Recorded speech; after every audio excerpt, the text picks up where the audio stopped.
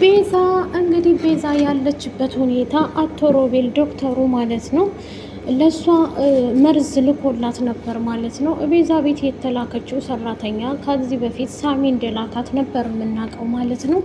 አሁን ላይ ደግሞ ዶክተሩ ልጅሽን ከምገልብሽና ቤዛን እኔ የምልሽን ነገር ማድረግ አለብሽ ሱራፌልን ነበር ግዴ ያላት ማለት ነው። እሷም ደግሞ አላስቻላትም ማለት ነው። አልገደለችውም። የሚጠጣው መጠጥ ላይ መድኃኒት ጨምራ እንደሰጠችው ራሱን ስቶ ከዛም በኋላ ልብሱን አውላልቃ ቪዲዮ ቀርጻ እንድትልክለት ነበር የነገራት ዶክተሩ ማለት ነው። እሷም ደግሞ ይሄን ማድረግ አልቻለችም። ምክንያቱም ቤዛ እንደ ቤተሰብ አድርጋ አቅርባታለች ሰራተኛይቱ ማለት ነው። እዛ ቤት ውስጥ እንድትቀጠር ያደረጋት ሳሚ ነበረ። ሳሚ ቤዛን ለመጠበቅ ብሎ የሚወዳት ከባሏ ጋር ምን እንደምታደርግ እሱን ሁሉ እያነሳሽ መረጃ እንድትሰጪኝ እያንዳንዷ ነገር ብሎ ነበር ያስገባት። ግን እዛ ቤት ውስጥ ስገባ ሁሉም ነገር ቅይር ይልባታል። ሰላም ጤና ይስጥልኝ ውድ ቤተሰቦቼ፣ ለቻናል አዲስ ከሆናችሁ ላይክ፣ ሼር፣ ሰብስክራይብ ማድረግን አትርሱ።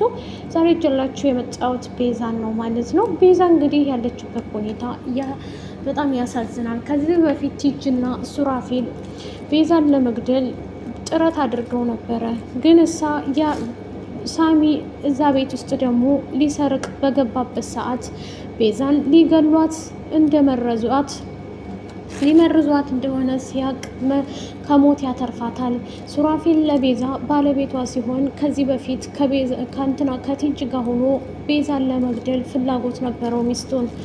አሁን ላይ ያ ሁሉ ነገር ተረስቶ በፍቅር ብን ብለው ሌላ ዓለም ላይ ነው ያሉት ቤዛና ሱራፌል እና ቤዛ አንድ ላይ ሲሆኑ ሳሚና ዶክተሩ ሱራፌል ሊገልሽ እንጂ አፍቅሮሽ ወይም ደግሞ ጎዶሽ እኮ አይደለም እያሉ ይነግሯታል። ስለኔ ህይወት አይመለከታችሁም፣ ህይወቴን ልኑርበት እባካችሁ እያለ ሳሚና ዶክተሩን ተሰርባቸዋለች። ሳሚም እዛ ቤት ውስጥ እንድትቀጠር ያደረጋት እንግዲህ ሰራተኛዋን እሱ ነበር። ምክንያቱም መረጃ ሱራፌልን ለመግደል ቢሞክርም አልተቻለም። አሁን ላይ ሱራፌል እና ቤዛ የቀድሞ ፍቅራቸው ተመልሶ በትዳር አብረው እየኖሩ ነበረ። ግን ይህንን እያደረገች ያለችው ቲጂ ነበረ። ቲጂም ደግሞ አባረዋታል። አሁን ላይ የለችም። ዶክተሩም አይንሽም ማየት አልፈልግም ብሏት ምክንያቱም እሷንም መረጃ እንድትነግረው የቤዚ ጓደኛ ብትሆንም ቤዚን ጠቀመቻት ሳይሆን ጎዳቻት እንጂ እሷን ማርቃታለች። አሁን ቤዛ የምትፈልገው ከሱራፌል ጋር ደስ የሚል ፍቅር እየኖረች ፍቅሯን እያጣጣመች እንደሆነ ነው። በዚህ ሰዓት ላይ ግን ቤዛ አሁን ላይ ጥላቶች አሉብኝ እያለ ለሰራተኛዋ ትነግራታለች። ሮቤል የሚባል ሰውዬና እንደዚሁም ደግሞ ቲጂ ሳሚ ነው እንደላከሽ እያለ ትጠይቃታለች። ከዚህ በፊት ሳሚ የሚባል ሰው አላውቅም፣ እኔ የምትይውን ሁሉ ምንም ነገር አላውቅም፣ እኔ ሴተኛ ዳሪ ሆኜ ነበር የምሰራው፣ ግን ይሄን እድል ልጠቀምበት ብዬ ነው እንጂ አንቺ ቤት የገባሁት ከዚህ ሁሉ ነገር አስወጥተሽኛል። ቤዛም ደግሞ እንደ እህት እንደ ሴት ልጅ ተረድታት እኔም ሴት ነኝ ብላ አቅርባታለች። ከዛም ሮቤል ያላትን ምክንያቱም ሱራፌልን መግደል አለብኝ፣ ሱራፌልን ትገልልኛለሽ ብሎ ይላታል። ሰራተኛይቱም ደግሞ እኔ አላደርገውም፣ ምክንያቱም መልካም ሰው ናቸው፣ ሁለት ጥንዶች እንዴት አለያያለሁ፣ እንዴት እንደዚህ ትለኛለህ ብላ ከዶክተሩን ጋር ትጣላለች። አረ እንደዛ ነው እንዴ? ይሄማ በልጅ አንድ ልጅሽን ምረጪ፣ አንድ ይሄን ስራ ምረጪ ብሎ ይሰጣታል። ልጅቷም ደግሞ ሰራተኛዋ ልጅቷ መስዋዕትነት ስለሆነችባት ስለታገተችባት ሱራፌል የሚጠጣው መጠጥ ላይ መድኃኒት ጨምረሽ ስጪው እና ከዛ ራሱን ሲስት ፎቶ አንስተሽ ቪዲዮ ቀረጸሽ ትልክልኛለሽ ይላታል።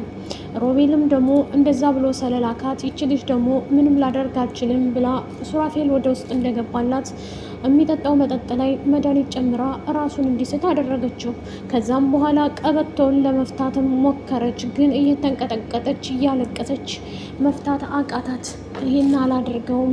በዛ ሰዓት ላይ ቤዛ ብዙ መልካም ነገሮችን አድርጋ ህይወቷን እየቀየረችላት ስለነበረ በቤዛ ላይ እቃቃ ልጫወትም ትልና ደውላ ትነግረዋለች ሮቤልም ደግሞ አረ ይህን ስራማ ካልሰራሽው ልጅሽን እገልብሻለሁ እያለ ያስፈራራታል። እግሩ ላይም ወርቃ ስትለምነው ይሄን ማድረግ አልቻልኩም ብላ ስትለው ሳሚ ነበረ። ሳሚም ደግሞ መኪና ስር ይደበቅና ከመኪናው ኋላ ሆኖ ዶክተሩ ሮቤልና ሰራተኛዋ እያወሩ እያለቀሰ እየተማጸነ ትለምነዋለች። እባክህን እነዚህን ጥንዶች ተዋቸው፣ የኔንም ልጅ ተዋትና ልጄን ታገትክባት፣ ድምጿን እንኳ ልስማ ትላለች። እሱም እንደዛ እያለ እሽም አይላትም።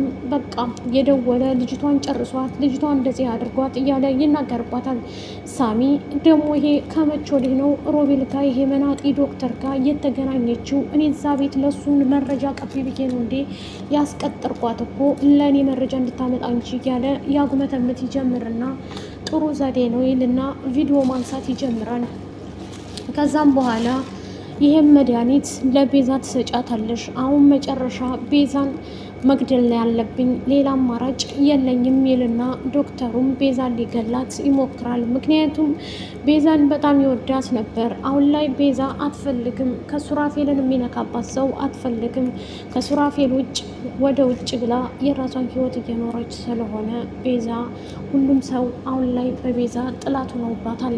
ያንንም ለማድረግ እንደዛ ብታደርግም ዶክተሩ ግን ለሰራተኛዋ ይህም መድኃኒት ትሰጫትና እሷ እንድትሞት ፈልጋለሁ፣ በቤዛ ላይ ምንም ነገር አላደርግም ብላ ግግም ትልበታለች ሰራተኛዋ። ከዛ ልጅሽን አትፈልጊያትም እንዴ ብሎ ትቷት ይሄዳል። እሺ በቃ ትልና መድኃኒቱን ይሄንን ምሰጫት ምን የሚገል ሳይሆን ይሄ መድኃኒት ሽባ አድርጎ የሚያስቀምጣት ነው ቤት ውስጥ ይላል።